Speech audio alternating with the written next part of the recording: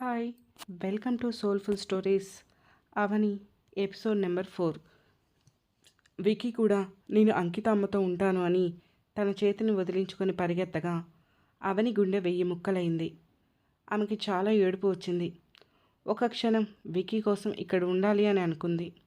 ఇంతలో అవని mobile ring అయింది. కొత్త నెంబర్ నుంచి ఫోన్ వస్తుంటే లిఫ్ట్ చేసిన అవని అవతల వాళ్ళు చెప్పింది విని షాక్ అయింది. ఆమె గుండె ఆగిపోయి మళ్ళీ కొట్టుకోవటం మొదలైంది. పాపం అవని గుండె చాలా గట్టిదే. 2 రోజుల్లో ఒకదాని వెంట ఒకటి దెబ్బ తగులుతూనే ఉన్నాయి. ఈ ప్రపంచంలో తనకు ఉన్న బంధాలన్నీ దూరం అయిపోతున్నాయి. భర్త దూరం అవ్వటం, అత్తారిల్లు వదిలి వెళ్ళటం, బిడ్డ అమ్మ వద్దు, నాకు అంకిత అమ్మ ముద్దు అనటం, ఇప్పుడు ఇప్పుడు కన్న తల్లి హఠాత్ మరణం. అన్నీ పెద్ద దెబ్బలే. అవని దగ్గర నుంచి వెళ్ళిన వాళ్ళ అమ్మ అవని పరిస్థితికి గుండె పగిలేలా ఏడ్చింది. ఆ ముసలి గుండె నిజంగానే పగిలిపోయింది.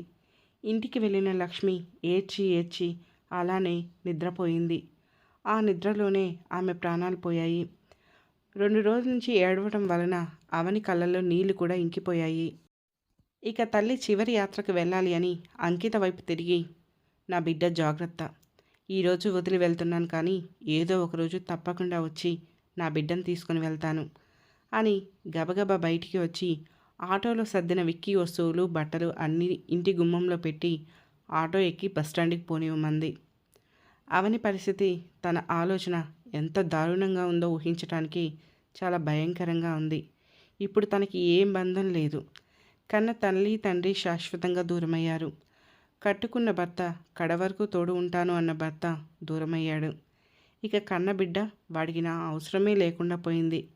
ఇక నేను ఎవరి కోసం బ్రతకాలి, ఎందుకు బ్రతకాలి, ఆ ఎదురుగా వచ్చే లారీ కింద దూకి చచ్చిపోతే అని అనుకున్న అవని అంతలోనే, లేదు, నేను బ్రతకాలి, నా కోసం నేను బ్రతకాలి, నా అస్తిత్వాన్ని నిరూపించుకోవటం కోసం బ్రతకాలి, అవును నేను బ్రతకాలి బ్రతకాలి, అమ్మ నాన్న నన్ను కని పెంచి పోషించింది ఇలా మధ్యలోనే పోవడానికి కాదు అని అవని థింక్ చేస్తుండగా, మేడం బస్టాండ్ వచ్చింది అన్న ఆటో వాడి పిలుపుతో ఈ లోకంలోకి వచ్చిన అవని ఆటో అతనికి డబ్బులిచ్చి బస్టాండ్ లోపలికి వెళ్ళి వాళ్ళ ఊరు వెళ్ళే లాస్ట్ బస్సు ఉండటంతో బస్ ఎక్కి తన బ్యాగ్స్ పైన పెట్టి కూర్చుంది.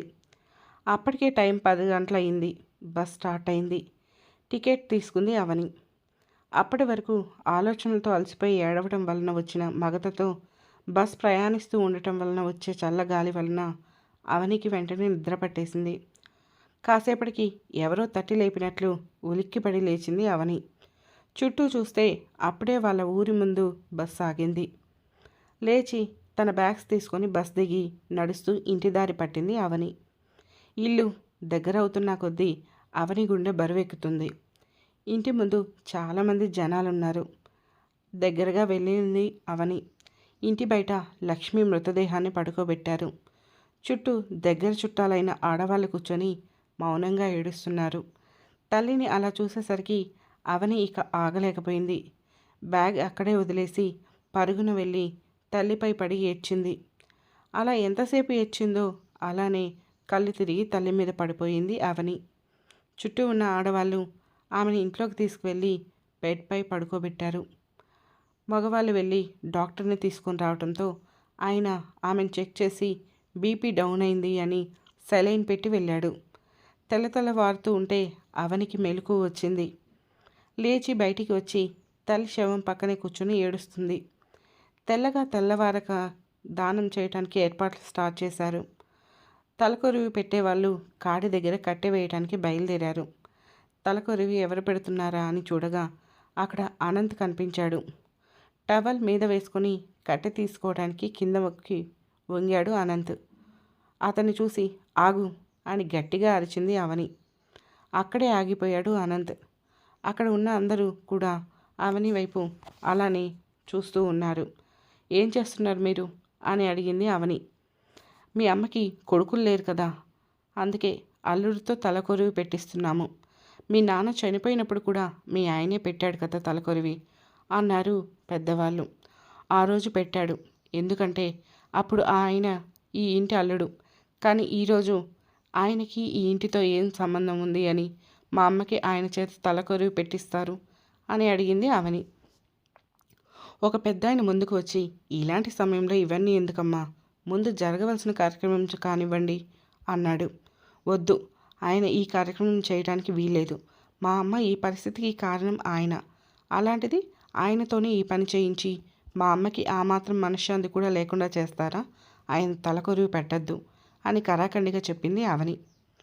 మరి ఈ కార్యక్రమం ఎవరు చేస్తారు అని అడిగాడు మరో పెద్ద మనిషి. అవని కళ్ళు తుడుచుకొని, నేను చేస్తాను అంది. ప్లీజ్ అవని, నువ్వొద్దు, నన్ను చేయనివ్వు అన్నాడు అనంత్. మీరు ఇక్కడి నుంచి ఎంత తొందరగా వెళ్ళిపోతే మాకు అంత మంచిది అని చేతులు జోడిస్తూ అంది అవని. ఆ మాటతో అనంత్కి కోపం వచ్చి వచ్చిన దారినే వెళ్ళిపోయాడు. ఇక అవనిని తల్లికి తలకొరివి పెట్టింది. లక్ష్మి దశదిన కర్మలు అయ్యాక అంతా వెళ్ళిపోవటం వలన అవని మరీ ఒంటరిది అయిపోయింది. ఇంకా కొన్ని అప్పులు ఉన్నాయి. లక్ష్మి చేసినవి ఇంకా కర్మలకి కూడా అయ్యాయి. ఏం చేయాలి ఇప్పుడు? పుట్టింట్లో ఎవరూ లేరు. ఇక మెట్టినింటితో అసలు ఏ సంబంధం మిగలలేదు. ఇప్పుడు ఏం చేయాలి? ఉన్న అప్పులకు ఈ ఇల్లు సరిపోతుంది. ఇక తను ఎక్కడికి వెళ్ళాలి? ఎలా బ్రతకాలి? అన్నీ ప్రశ్నలే. జీవితమే ఒక పెద్ద ప్రశ్న, సమాధానం లేని ప్రశ్న. భర్తతో ఇక పూర్తిగా తెగదింపులు తెంచుకున్నట్లే. మరి విక్కీ ఎలా? వాడిని ఎలా తెచ్చుకోవాలి? వాడికి ఏం తెలుసు? ఆ రోజంతా అంకితతో ఉండటం వలన వాడు అలా అని ఉంటాడు. అంతేకాని వాడికి నేనంటే చాలా ఇష్టం. ఇప్పుడు నేను వాడికి గుర్తు వస్తూ ఉండి ఉంటాను. ఎలా ఉన్నాడో, సరిగా తింటున్నాడో లేదో. ఇక ముందు నేనేం చేస్తే బాగుంటుంది? రోజు గడవాలి అంటే ఏదో ఒక పని చేసుకోవాలి. ఇక్కడ పొలం పనులు తప్ప ఏమీ ఉండవు అని ఆలోచిస్తూ ఉంది అవని. సహజంగా పల్లెటూరు వాళ్ళకి చాలా వరకు పొలం పనులు వస్తాయి. కానీ వెంకయ్య లక్ష్మీలకు అవని ఒక్కతే కూతురు అవ్వటం వలన తన చేత ఏ పని చేయించేవారు కాదు. అవని వాళ్ళ ఊర్లో 10వ తరగతి వరకు చదివాక దగ్గరలోని టౌన్కి ఇంటర్ చదవటానికి పంపించారు. ఇంటర్ అవ్వగానే మంచి సంబంధం, మంచి ఉద్యోగం అని అనంత సంబంధం రాగానే పెళ్లి చేశారు. కాబట్టి అవని పెళ్ళయ్యే వరకు తల్లిదండ్రిపై, పెళ్ళయ్యాక భర్తపై ఆధారపడింది. ఇప్పటి వరకు ₹1 సంపాదించడం అవనికి తెలియదు. ఇక నుంచి రూపాయి సంపాదించుకుంటే తన బతుకు తనకే భారం అవుతుంది. ఇక్కడ తను ఏమీ చేయలేదు కాబట్టి దగ్గరలోని విజయవాడ వెళ్ళి ఇల్లు చూసుకొని ఏమైనా పని చూసుకోవాలి. తర్వాత వెళ్ళి విక్కీని తెచ్చుకోవాలి. ఈ ప్రపంచంలో నాకంటూ మిగిలిన బంధం ఇక వాడొక్కడే. అలా విక్కీ గురించి ఆలోచిస్తూ పడుకుండిపోయింది అవని. తెల్లవారి లేచాక మామూలుగా ఇంట్లో పని చేసుకుంటుంది. ఇంతలో దగ్గర బంధువు ఒక ఆయన, అప్పు ఇచ్చిన వ్యక్తి ఇద్దరూ కలిసి వచ్చారు. వాళ్ళు ఎందుకు వచ్చారో అవనికి అర్థమైంది. కూర్చోండి బాబాయ్ అని వాళ్ళకి కుర్చీలు చూపించింది. వాళ్ళు కూర్చున్నారు. టీ తీసుకొని వస్తాను ఉండండి బాబాయ్ అని లోపలికి వెళ్ళింది అవని. టీ తీసుకొని వచ్చి వాళ్ళకి ఇచ్చాక వాళ్ళ ఎదురుగా కూర్చుంది అవని. వాళ్ళు టీ గ్లాస్ తాగి కింద పెట్టారు. అవని దగ్గర బంధువు బాబాయ్ అయిన రామయ్య అవనితో, అమ్మ అవని, నీకు తెలియంది కాదు. మీ అమ్మ ఈ ఇంటి మీద కొంత అప్పు చేసింది. అలాగే ఇప్పుడు మీ అమ్మ చావుకి దశదిన కర్మలకు కూడా కొంత ఖర్చు అయింది. మరి అవన్నీ కూడా ఈ వెంకట్రావు దగ్గరే తీసుకొచ్చాము. అవి ఎప్పుడు ఇస్తావు? వాటి గురించి ఒక మాట అనుకుంటే అంటూ మాట ఆపేశాడు రామయ్య. బాబాయ్, నేనే ఆ విషయం మీతో మాట్లాడదామని అనుకుంటున్నాను. అసలు అప్పు మొత్తం ఎంత అయింది అని అడిగింది అవని. సదరు వెంకట్రావు ఓ బుక్ తీసి లెక్క చేసి అవని బంధువుకి ఇచ్చాడు. అది చూసిన ఆయన, అమ్మ అవని, మొన్న తీసుకున్న డబ్బులతో కలిపి బాకీ మొత్తం 4,20,000. ఇక వడ్డీ అప్పుడప్పుడు కట్టగా ఇంకా 25,000 ఉంది అని చెప్పాడు రామయ్య. అంటే మొత్తం 4,45,000 అన్నమాట. సరే బాబాయ్, ఈ ఇల్లు అమ్మితే ఎంత వస్తాయి అని అడిగింది అవని. అయ్యో అవని, ఇప్పుడు ఇల్లు అమ్మటం ఎందుకమ్మా అన్నాడు రామయ్య. చెప్పండి బాబాయ్ అని అడిగింది అవని. ఓ 4 లక్షల వరకు రావచ్చు.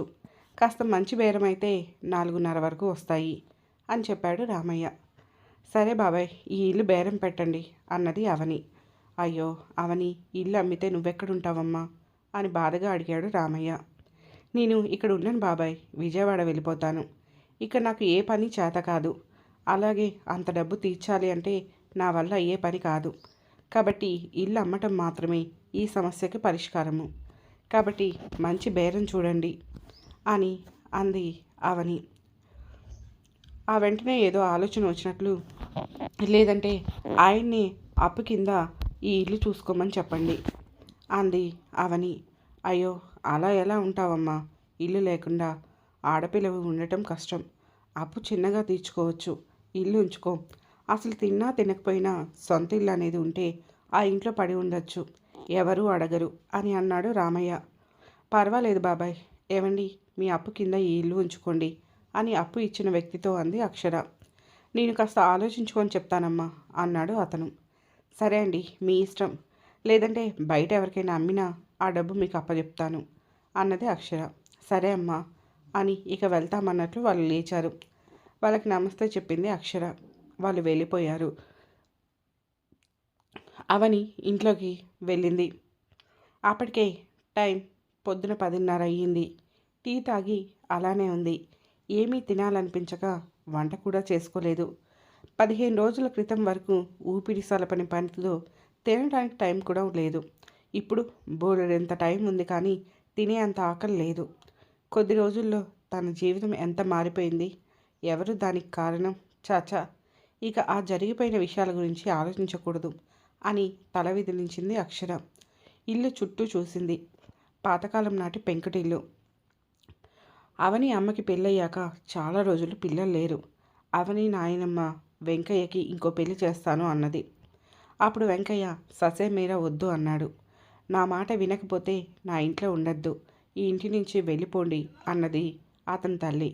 ఇక అప్పుడు వెంకయ్య భార్య లక్ష్మిని తీసుకొని ఆ ఇంటి నుంచి బయటికి వచ్చేశాడు. ఇక అప్పుడు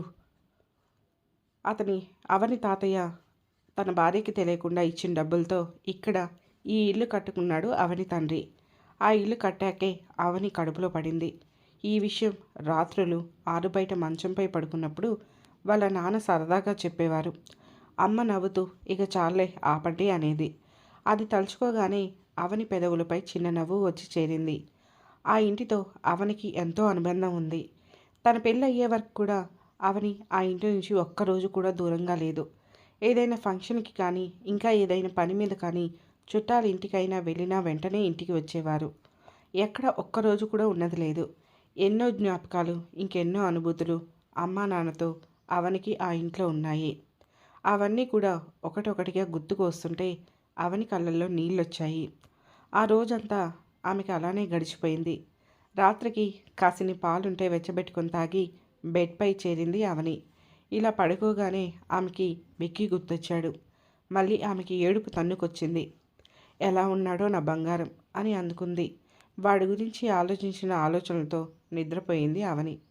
ఒక ఆడపిల్లకి కన్న తల్లి తండ్రి కానీ, తన కన్న బిడ్డ కానీ కడ వరకు తోడు ఉండరు.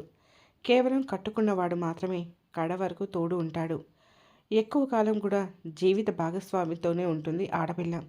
అలాంటిది ఆ జీవిత భాగస్వామి తనను కాదు అంటే ఇక ఒంటరి అయిపోతుంది. ఇక్కడ అవని పరిస్థితి కూడా అలానే ఉంది. చాలా వరకు అనంత్ గురించిన ఆలోచనలు రానివ్వటం లేదు. ఇప్పుడు కూడా బాబు అనంత్ దగ్గర ఎలా ఉన్నాడో అని మాత్రమే, కానీ నేను లేను, అనంత్ ఎలా ఉంటున్నాడు అనే మాత్రం ఆమెకు ఆలోచనే లేదు. ప్రాణంతో సమానంగా నమ్మిన మనిషిని మోసం చేస్తే ఇక ఆమెకు మాత్రం అతను ఏమైపోతే ఏంటి? కనీసం తన ఆలోచనలో ఉండే అర్హత కూడా లేకుండా చేసుకున్నాడు అనంత్. ఉదయమే లేచిన అవని బయటికి వచ్చి వాకిలి చిప్పి ముగ్గు పెట్టింది. ఇంకా చిన్న చిన్న పనులుంటే చేసుకుంటుంది. ఇంతలో నిన్న వచ్చిన బాబాయ్ రామయ్య, అప్పు ఇచ్చిన వెంకట్రావు వచ్చారు. వాళ్ళకు కూర్చోవటానికి కుర్చీలు వేసి టీ తేవటం కోసమని అవని ఇంట్లోకి వెళ్తుంటే, వద్దమ్మా, ఇప్పుడే తాగి వచ్చాము, వచ్చిన పని గురించి మాట్లాడుకుందాము అన్నాడు వెంకట్రావు. అలాగే అండి అని కూర్చుంది అవని. మీరు చెప్పండి అని రామయ్య వైపు చూశాడు వెంకట్రావు. పర్వాలేదు, మధ్యలో నేనెందుకు, మీరే చెప్పండి అన్నాడు రామయ్య. సరే అని, అమ్మ అవని, ఇల్లు నేనే ఉంచుకుంటాను, నాకు వడ్డీ కూడా వద్దు, నేనే నీకు తిరిగి 30,000 ఇస్తాను అని చెప్పాడు వెంకట్రావు. ఆ మాటతో అవనికి కాస్త ఊరటగా అనిపించింది. తనకు అసలే కాస్త గుబులుగా ఉంది. చేతిలో డబ్బులు లేవు, సిటీకి ఎలా వెళ్ళాలి అని ఆమెకి తెలియని టెన్షన్గా ఉంది. ఆయన మాటలతో కాస్త ప్రశాంతంగా అనిపించింది. అలాగే అండి, రిజిస్ట్రేషన్ ఎప్పుడు పెట్టుకుందాము అని సంతోషంగా అడిగింది అవని. పూర్తిగా నీటిలో మునిగేవానికి చిన్న నూలిపోగు దొరికినా కనీసం ఎలానో ఒకలా దీనితో అయినా నా ప్రాణాలు నిలబెట్టుకోవచ్చేమో అనే చిన్న ఆశ మొదలవుతుంది కదా. ఇప్పుడు ఆమె పరిస్థితి కూడా అలానే ఉంది. సరే అమ్మా, నేను ఎంఆర్ఓ ఆఫీస్లో కనుక్కొని చెప్తాను అన్నాడు వెంకట్రావు. అలాగే అండి, మీరు ప్రాసెస్ కానివ్వండి, నేను వచ్చి సిగ్నేచర్ పెడతాను అన్నది అవని. అనుకున్నట్లుగానే వారం రోజులలో వెంకట్రావు చేతికి ఇంటి కాగితాలు, అవని చేతికి ఇంటి తాలూకా డబ్బులు 30,000 వచ్చాయి. అమ్మ, నీకు అవసరం ఉన్నన్ని రోజులు ఇంట్లో ఉండు అని అవనికి చెప్పాడు వెంకట్రావు. లేదండి, నేను 2 రోజులలో విజయవాడ వెళ్ళిపోతున్నాను, అక్కడే ఏదో ఒకటి చేసుకుంటాను అని చెప్పింది అవని. సరే అమ్మ, మంచిది అని ఆయన వెళ్ళిపోయాడు.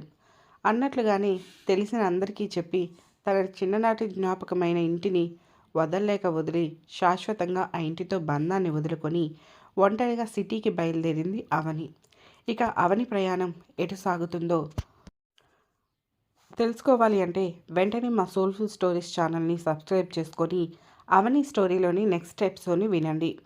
అలాగే స్టోరీ మీకు నచ్చినట్లయితే లైక్ చేసి, షేర్ చేసి, కామెంట్ చేసి, అలాగే హై పాయింట్స్ కూడా ఇచ్చి మమ్మల్ని సపోర్ట్ చేయండి. Thank you.